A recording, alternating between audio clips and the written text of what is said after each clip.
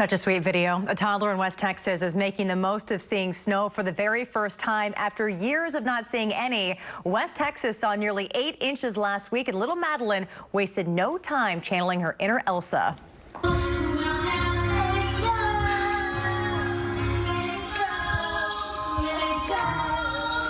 This was her big moment, finally. The 2-year-old's mom, Christy, she posted this video to Facebook. She says her daughter is a big fan of the movie Frozen, and it was all decked out in her Elsa outfit. Madeline sang her rendition of the movie's popular song, Let It Go. And as of this morning, that video has more than 46 million views. So sweet, so cute. I love it. And that was not a dusting, that was real snow. No, that was real thing, yes. All right, it's a story that's going to warm your heart as well. A little girl reunited with a doll that has the voice of her father, who's away in the military. The 18-month-old Kinley lost it on a plane while traveling from Connecticut to Florida. After the daddy doll was nowhere to be found, her mother reached out on Facebook asking for help, so Delta Airlines employees jumped into action, making it their mission to find the doll and get it back. Thankfully, it was found in Atlanta. The doll has a built-in recording with Kinley's father's voice. The mother says Delta planned to ship a recorder to her husband to replace the doll if needed. Now, that's stepping up for a family right there. Priceless gift, and so are those little pigtails. So sweet. All right, that's going to do it for us here at 4 o'clock. KPRC News at 5 begins in 60 seconds. 3 repairs. Channel 2 News begins right now with breaking news. That breaking news is out of West Houston, where police chases ended in a crash involving several cars. Channel 2 Sion Rhodes is live now on Siegler Road near Briar Forest with all the details now. Sion? And I want to show you what the scene is looking like, because it obviously was a very serious impact, as HPD is still out here in this very busy neighborhood with lots of people out and about walking with their dogs and kids out just home from school. But you can see all of the debris left in the road. Now, this happened after an off-duty HPD officer on his way home from work observed the green truck and noticed that the people inside appear to be very young. It turns out the driver of this truck was just 14 years old. That off-duty officer contacted dispatch, and it turns out that vehicle, this green truck, is in fact stolen. And that's when they went to find out more. They tried to follow this truck, and we're going to hear now from an investigator about what happened after that.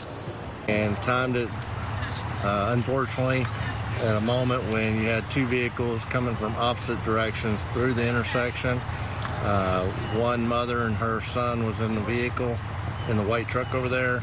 An elderly lady was in the other vehicle. The elderly lady sustained pretty serious injuries. The other couple, the mother and the son, minor injuries. All right, so we're understanding now that, again, all of the people in the car were juveniles. They range in age from just 11 years old to 14 years old. They have all been taken to the hospital. We do not know the nature or extent of their injuries, but again, just 11 years old up to 14. The 14-year-old apparently driving the stolen vehicle that you can see was very much damaged. We're going to stay on scene and get more details. We'll bring them to you as we have them. For now, reporting live, Sion Rhodes, KPRC, Channel 2 News. Very young suspects, Sion. Thank you. Now to the search for a West University woman who vanished while out on a walk near her second home in Massachusetts. Abby Flynn has not been seen in more than a week, and those who know her say it's not like her to just disappear without telling anyone. Channel 2's Hannah McKenzie is live now in West University with the latest developments. Hannah? Neighbors here were absolutely floored to hear of Abby Flynn's disappearance. Everyone I spoke with here on Nottingham Street tell me the family was rarely even here. It was almost as if their house has just been sitting here vacant. Missing for more than a week, 59-year-old Abby Flynn was last seen February 2nd, ahead of a party she was hosting at her second home in Gloucester, Massachusetts. 2 of her guests that arrived found her not at home, and they thought that was kind of strange, and they contacted the Gloucester Police Department. Police Chief Ed Conley telling reporters last week Flynn had spoken with her son on the phone that day. Right now, we're working primarily under the theory that she did what she said she was going to do, which was take a walk, go for a walk, and perhaps either got lost or had a medical incident. Flynn split her time between Gloucester and Houston.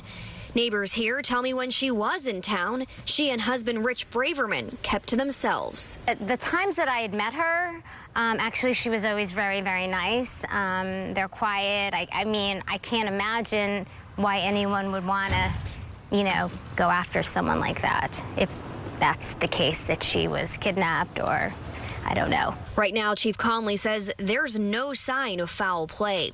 A spokesperson hired by the Gloucester Police Department telling me today they've suspended their search for the mother of 3. And just because the Gloucester Police Department have called off their search does not mean this investigation is over. Coming up at 6, I'll tell you how Massachusetts State Police are now stepping in. Reporting live from West University, Hannah McKenzie, KPRC, Channel 2 News. Hannah, thank you. When Channel 2 Investigates started asking questions about an HFD truck that caught fire, we uncovered many inspection concerns surrounding the city's fleet of fire trucks. Not just mechanical concerns, but also trucks with expired or missing registration stickers. Channel 2 investigator Joel Eisenbaum is live tonight outside Fire Station 20 on the city's east side with the investigation you'll only see here. Joel. Keith, you know, we're talking about Texas law here, and it would appear that in some cases the city of Houston is breaking it. For example, the fire engine in the middle bay of that station behind me has no inspection registration sticker. It's been running calls all day, and we found other examples too. This is exclusive video of an HFD ladder truck on fire last Thursday. Curiously, this problem happened just hours after the city's fleet management department cleared this truck to return to service after an electrical issue. Over the years, Channel 2 Investigates has carefully chronicled the city's interesting and seemingly unending array of fleet mishaps. But now we've spotted another issue. You have any idea why we'd be running trucks with expired registration? I do not. You see, the truck sent to replace the burned-up ladder is 21 years old and has an expired registration sticker. Even though fire trucks are tax-exempt vehicles, the sticker's still required to show it was properly inspected as required by law. So that got us thinking, and sure enough, with HFD's fleet, it's not a one-off problem. This fire engine making an emergency run on the east side has no registration sticker at all. Was it inspected? Is it roadworthy? You as a citizen can't ride like this. It's illegal. So should our emergency fleet? So that's the question we brought to the city. We got an answer as it relates specifically to that replacement truck. Quote, Reserve Ladder 11 should not have had an expired inspection sticker. This issue should have been caught and remedied. Management is currently investigating how this issue occurred and are taking appropriate action. We'll be checking fire trucks over the coming weeks, and we'll report back to you if they have remedied this situation. We're live on the east side tonight. I'm Joel Eisenbaum, KPRC, Channel 2 News. All right, Joel, thank you. Now to the weather, a combination of cloudiness, gloominess, and warmth to start the week. Look at that picture. And it's about time to bring out the umbrellas and the raincoats once again. Frank is here with first look at that. You know, there it is. Triangle Energy Camera. Downtown's right there. Hard to tell. I know. It is hard. Wait till you see Galveston. Temperatures right now, mostly in the 70s. I have 58 in Brenham up front, actually making its way through there, and it will continue to move toward the coast as we go into the overnight. Galveston at 69, and dense fog advisories, as you can imagine. I'll step back here. This is the seawall right there. You see a headlight or two. So that's until 6 o'clock tomorrow morning for the island as well as Bolivar, and the dense marine fog advisories for any of the interest along the bay and offshore. So that's going to continue to be an issue there. This is the front. It's pretty well marked now by that line of showers. So that's where this cold front is. It's going to continue to slide in our direction, and as it does, it'll bring that chances on the slight side, maybe 20-30%, but it's there as we go into the nighttime hours, and it'll also bring in cooler weather. So the 70s will be gone tomorrow. We're watching that system back at parts of Arizona and Mexico. That's what's going to continue to slide our way, and when that happens, we have a bigger threat for bigger storms as we move into Wednesday. In the meantime, we'll watch these lighter showers through the day on Tuesday. I'll time it all out straight ahead. Lauren? Frank, thank you. Now is a good time to download Frank's free weather forecast app. You can track the cold front along with the radar and the forecast. Just search KPRC in your app store to download.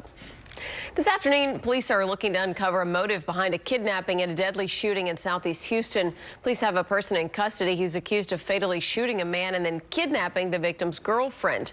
The shooting happened near MLK Boulevard and Van Fleet Street on Houston's south side. Officers later found the suspect and the woman in the parking lot of an apartment complex in Clear Lake. We're told the woman is safe. Police have not said whether they think this was a targeted attack. In the fight against the deadly coronavirus, new video has emerged showing the magnitude of prevention efforts in the Chinese city of Wuhan. A Chinese state-owned newspaper has posted video showing trucks and machines spraying disinfectant down empty streets. Wuhan is the epicenter of the coronavirus outbreak. Tonight, there are more than 40,000 confirmed cases. More than 900 people have died in China. There are only 12 confirmed cases in the U.S., none in Texas. And today, city health officials put out yet another call for people to not post and not spread misinformation about the deadly virus. As we reported last week, shops in Houston's Chinatown and Asiatown are taking a hit. Business owners partially blamed fear and rumors on social media. Health leaders are reminding families that not everything you see on social media is true. We're asking our public, all of the folks on social media, please to be responsible with that information and be able to do the kinds of things so that our community does not get the wrong information. You're causing people to be afraid to come forward. And if people are afraid to come forward, we can't stop it. There are no direct flights from Wuhan to Houston. Passengers entering the U.S. from that region have to currently enter in a few select airports. Bush and Hobby are not among them. Tomorrow, the city of Houston will honor the life and legacy of former city secretary Anna Russell. The 89-year-old dedicated her life to the city. She served the city of Houston for nearly 70 years. Russell passed away 1 week ago today, and community leaders will join Russell's family and friends for a celebration of life tomorrow at the Hobby Center. The lights at City Hall and the lights on the Montrose bridges will be lit blue tomorrow night in her honor. It's video that reminds us we can never let our guard down. A man targeted as he walks from his car to his apartment. Also, the story of an everlasting love. She was by her man's side when he was diagnosed with terminal brain cancer, and now the two are vowing to be together forever. But first, here's a look at what's coming up on NBC Nightly News. Keith and Lauren, China accused by American prosecutors of stealing the personal data of more than 100 million Americans. Tonight, what they may have been planning to do with it. Also, how Parasite's history-making Oscar win is being celebrated from here to Seoul on Nightly News after Channel 2 News at 5. In Texas. You're watching Channel 2, Houston's home for news. This video is a reminder to stay vigilant when you're walking between your home and your car. A man at an apartment complex in Southwest Houston was walking toward a complex entry gate when two armed men approached him and demanded his car and money. They threatened to shoot him if he didn't cooperate. The robbery happened last month. The crooks took off from that complex on South Gessner in the man's SUV. It was later found dumped near some warehouses. The surveillance video is a little grainy, but police are confident someone will recognize those two men. Taking a look out at our roadways right now. This is the East Tex Freeway northbound at Texas. A crash is blocking two left lanes, as you can see there. This is the downtown area near the GRB. Taking a look at our drive times all over town. If you're on the East Tex Freeway, again, it's going to take you 40 minutes to get downtown, from downtown to Kingwood. As a result, other than that, everything is moving pretty smoothly. It is the ultimate promise, a showcase of true love, a woman vowing to her boyfriend that he will not go through the fight of his life alone. They just tied the knot while the man battles terminal brain cancer. Channel 2 anchor Christine Noel is joining us now with more on their big and very special day. Very special indeed, Lauren Keith. Yeah, a very moving day as well, all thanks to the help of the wonderful nursing staff at Houston Methodist Hospital. This ring, this room, I take you as my wife. After 7 years of loving this woman with his whole heart, seeing his face was it made me even more emotional. Corey Cunningham finally got to marry the woman of his dreams. And Taisha Evans got to marry the man of hers. I could feel through my entire body the love that he has for me. I've never felt it more today. I've never felt that more today. It's a bond that has weathered a few storms over the years and only gained stronger this past November. His diagnosis was the 25th of November. When Corey was diagnosed with stage 4 terminal brain cancer. It was then Taisha vowed to stay by his side after Corey's 5th marriage proposal to her. She says before, the timing wasn't right, but then it was. I decided to say yes because I couldn't imagine not marrying my best friend while he was here and I had the opportunity to do it.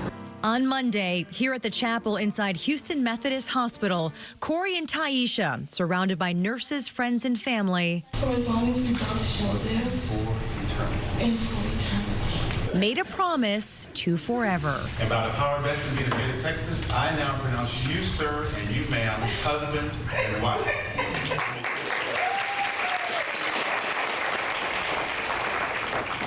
Not a dry eye in the room. A big congratulations to the lovely couple. And when you ask them how they're going to keep their bond strong, they say we're just going to keep talking and keep joking with each other and just keep doing life as we know how. So a big congratulations to them. Oh, I like how she said she could feel the love in her body. Oh, yes. You know? Yeah, it wasn't a dry eye in the place. Great sentiment. All right, Christine, thank you. Nice. Yeah, for sure. All right. Weather week. It's going to be a mixed bag. Yeah. Something probably for everybody. Sounds like I know it. it's warm. We're going to go to cool. We're going to get some sunshine in here, but And not for rain. a couple of days. And the rain's on the way. If you squint, you'll see the Cardinals there. I see 'em. Yeah, because they think it's spring, right? And it kind of is. They can't seems tell. like. That's for sure. So there you go up in Livingston. Thank you for that. In the meantime, it continues to be a little bit on the drippy side, I'm afraid. So, Justin, I need a different clicker here.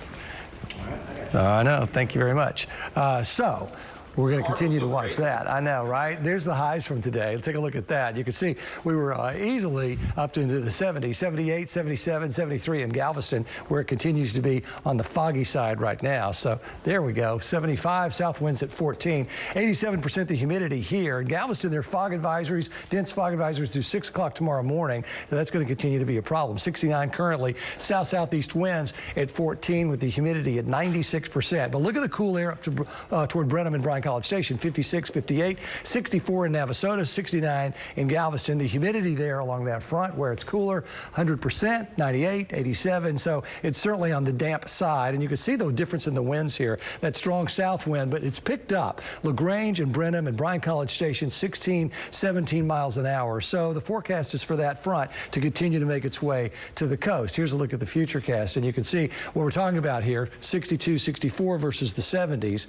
Put this in motion, and you can see that continues to go right down toward the coast. So we're in the 50s and 60s overnight. This is 2 o'clock in the morning. Continue to see that as we go into tomorrow, then stays pretty much in the 60s. That front really becomes diffuse there along the coast. And so then we go to Monday, and you can see there's that real action with all of this system that we're seeing today. So that's the low that we are watching back out to the south of Arizona. That one's going to come in on Wednesday. So this front comes down toward the coast, and then it backs up as a warm front, and then this system comes in on Wednesday, and that's what brings in those showers and thunderstorms, at least a little stronger. I think a lot of the action is going to be just to North Houston and then on up into Arkansas, and that's where they'll see most of this as far as any problems, but we're going to have to keep an eye out because 1 or 2 good storms, certainly a possibility. We get to Thursday, sunshine is back along with the cool air, so that will be nice as we head toward that, but we got to get there first, don't we? Here's a little closer look at that. Here's the front. We'll take it down toward the coast and notice how it falls apart, and then as we get toward Tuesday night, that's 7 o'clock Tuesday morning, it starts to come back as a warm front. So there you have Tuesday night, and now here comes Wednesday's cold front that starts to move across College Station and then into the Houston area, say around noon to 2 o'clock, and then moves on through with some of those bigger storms. And then Thursday, we're in pretty good shape. So that's the way it's shaping up right now. As far as the rain amounts, they're going to be heaviest to the north, but certainly we could see some 2 and possibly 3-inch rain amounts across the area, especially to the north, where I think the bulk of the heavier rain is going to be. So planner for tonight, 72 to 68 to 58 as we head into the overnight. Damp and humid for tonight's Haircast. The 7 and 10 day looks like this. We got 66 to 70, so a cool one tomorrow, and then a really cool one as we go into Thursday, 48 and 60 on Friday, Valentine's Day, 42 and 62. Mardi Gras actually begins on Valentine's Day, and then Saturday, 20%. That goes to 30 on Sunday, and we get next week into another, it looks like just a messy one with not a lot of cool air. In fact, it's going to stay on the warmish side, it looks like, across the area. So that's the way it's shaping up right now. I'd keep an umbrella handy at least through Wednesday, and then Thursday you can relax a little bit and try to head into the weekend on a brighter note. At least the sun is shining on Valentine's Day. And the 40s are going to be back. Yep. Snuggle weather. There you go, just in time. Great, thank you. Right now, here's Channel 2 anchor Andy Sirota with an exclusive story you'll see all new tonight at 6. Hello there. It was a chilling video. I'm your best friend. I'm Santa Claus. A stranger's voice heard speaking to an 8-year-old little girl after hacking into the family's Ring camera system. She had to be terrified. What you could be doing right now to put your family at risk of a hack, and the 3 things you can do right now to stay safe from hackers. Would-be attackers can get the geography, basically, of devices around the world that they can compromise, and they compromise them to gain access to things. Monday at 6 p.m. These 2 women are accused of stealing clothes from a store, leading deputies on a chase, crashing their car, and then running off. The chain of events started yesterday at Houston's premium outlets off of 290 in Cypress. That's where Tremeshia Brinson and Ashley Hickman are accused of stuffing a few stolen items in the backseat of their car. Deputies found the women, but when they told them to get out of the car, the driver hit the gas. A few miles later, the driver crashed and both women ran off. The stolen merchandise was recovered, valued at $4,800. Tonight, Brinson and Hickman are still on the run. You could use Uber or Lyft to get around town, but if you're in the Town Lake subdivision in Cypress, you can now hail a water taxi. Families and their guests are now able to reserve round-trip boat rides from their neighborhood marinas. The water taxis will take families across the 300-acre lake to several spots, including the Town Lake Boardwalk, which has a collection of restaurants and shops. That's neat. That is. We'll be right back. Stay with us.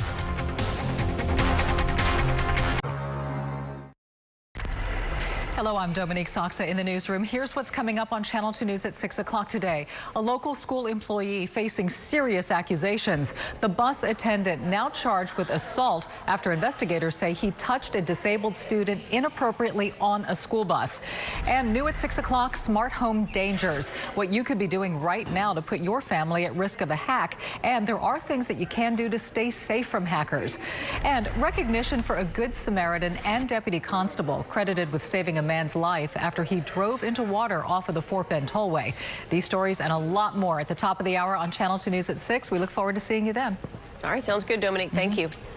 All right. We've gotten a little bit of rain. They got a lot of rain in Australia. They did, and I blogged about it because it put the fires out. I mean, it really helped, and that's why I call it when you pray for a flood, because that's about the only thing that was going to happen for them, and it did. They needed it. It's an interesting blog, so click to Houston.com/weather and check that out. In the meantime, it's gloomy out there. Damp and cloudy and a little cooler by the time we get to 9 o'clock, so you may chance a little outdoor dining, you know, why not? In the meantime, rain chances continue Tuesday at 60 and 80% on Wednesday, and then a break finally on Thursday. And some 40s. Yep. All right, Nightly News is coming up next. We'll see you at 6.